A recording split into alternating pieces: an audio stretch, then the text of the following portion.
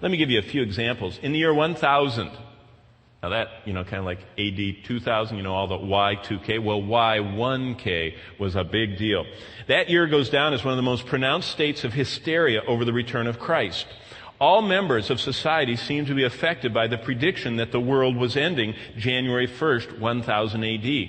There really weren't any of the events required by the Bible transpiring at that time, but the magical number 1,000 was just the sole reason. They thought something has to happen when we go from 3 to 4 digit numbers. During December of 999, everyone was in their best behavior. Worldly goods were sold and given to the poor. Swarms of pilgrims headed east to meet the Lord in Jerusalem. Buildings went unrepaired. Crops were left unplanted, and criminals were set free from jail. And the year 1000 came, and nothing happened. 500 years later, in 1524, a man named Munster, a leader of the German peasants, announced that Christ's return was near, and he decided to lead them in a revolt against the powers that be of that day. Well, Munster was unable to fight the armed leaders of Germany at that time. He was outnumbered. He claimed to have a vision from God and that the Lord would send cannonballs on his enemies, and it didn't turn out because as he took his stand against the German nobility, he and his followers were destroyed. 100 years later, in 1666, the citizens of London had the bubonic plague. And it didn't help that the year was 1666, which had that magical 666 in it. And so because of that, the Great Fire of London that struck the same year, the outbreak that killed tens of thousands of the plague, the world seemed to end for most Londoners. But it wasn't. And they were just fooled by those who took advantage of the fire and the plague. Well, probably in modern history, the most famous of all the date setters was William Miller, a Baptist minister from New York. In 1843, he founded an end times movement. Starting in his Baptist church, he began sharing with them his calculations of the exact date of Christ's return. He said that it would happen, and he started preaching this in 1833. He started preaching it would happen 10 years later in the year 1844.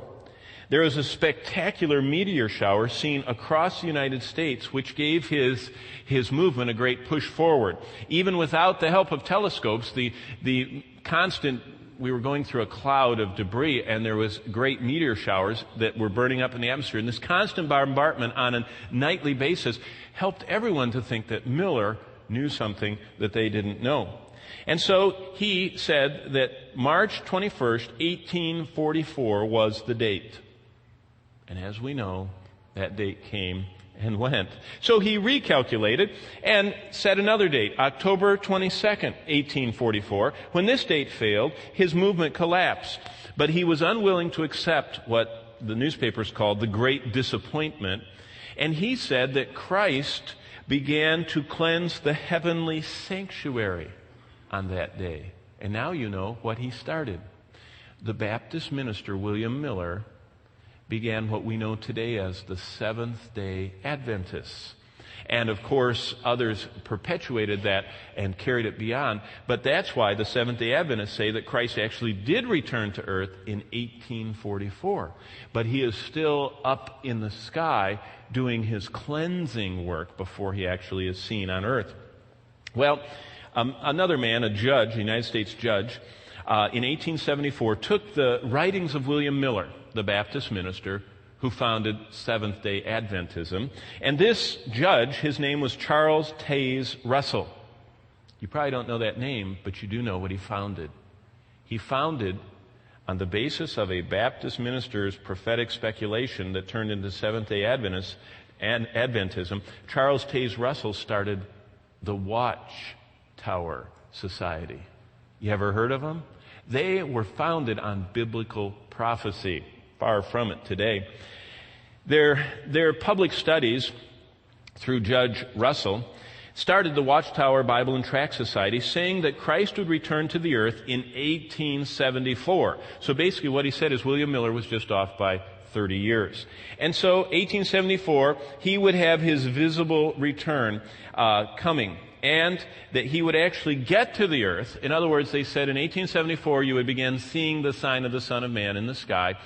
1874, and by 1914, 40 years later, giving the earth a 40-year time, a time of testing, the number 40, which is very popular even today, that would result by 1914 that Jesus literally is standing on the earth. Well, it was an interesting movement, and the Jehovah's Witnesses began this, saying that by 1914, the Creator's promise of a peaceful and secure new world would be achieved. Now, does anybody know what was happening in 1914? That was the advent of the first global war.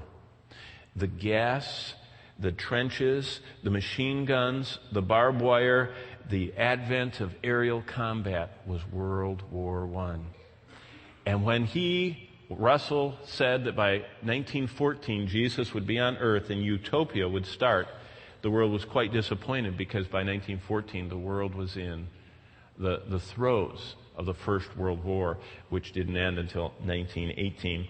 Well, in 1914, Charles Russell, after being exposed to the teachings of William Miller further, forced his own organization to evolve into the Jehovah's Witnesses. He changed from the Watchtower Society to now the Jehovah's Witnesses, and he predicted that the Lord would return. The Jehovah's Witnesses made sure that they would get the word out. So they said 1874, they changed it to 1878, they changed it to 1881, they changed it to 1910. 1914 was Christ on earth. He didn't come. They said they missed by 4 years. They predicted 1918, 1925, 1975, and most recently, 1984. Now, a lot of you don't know that. You just know them as the door-knocking people who deny the deity of Christ. No, it's much more than that. It's one of the dangers, the unbiblical conclusions that people come to by not applying the Scriptures the way that they were written, but disobeying and setting a day and an hour.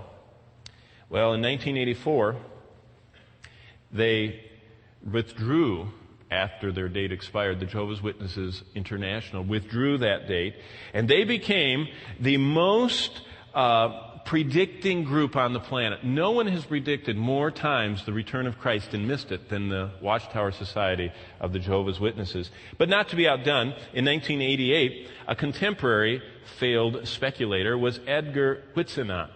You probably know him by his book, 88 Reasons Why Jesus Will Return When? 1988, right. And he wrote that, and he said it would have to be in 1988, and when that date failed, guess what he came out with? A second edition, 89 Reasons He Would Come in 1989. And I happen to have both of them in my library. I got them at the Goodwill for a dime. And that's how valuable books are that predict the date of Christ's coming. In 1992, a Korean prophet took the writings of others and asserted that the rapture was set for midnight of October 20th or 28th, which of course is the Feast of Trumpets. And it was convinced that Christ had to come back in that time of the Jewish Feast of Trumpets of 1992, and he had pages of calculations. And it was so believed that in South Korea alone, 20,000 believers checked out of society, went to a mountaintop, and were assembled, 20,000 of them, who quit their jobs, who quit school, who left everything behind, and sat in Korea. And I'm not talking about the year 1000 or the year 1666 or the year 1844 when you could expect this.